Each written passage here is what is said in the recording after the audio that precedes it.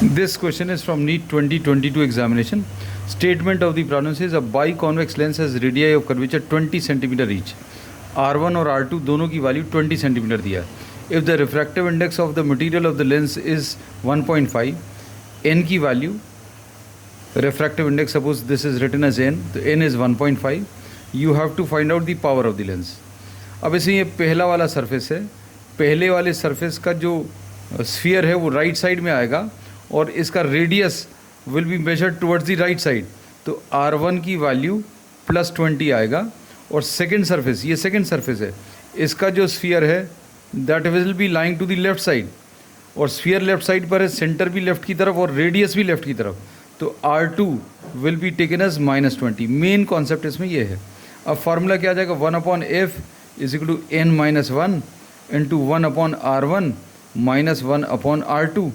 तो n की value 1.5 है. इसको अभी हम लोग 15/10 लिख सकते हैं. 5 3s are and 5 2s are. तो इसकी जगह अभी हम लोग 3/2 -1 लिखा एंड 1/R1 1/20 -1/-20.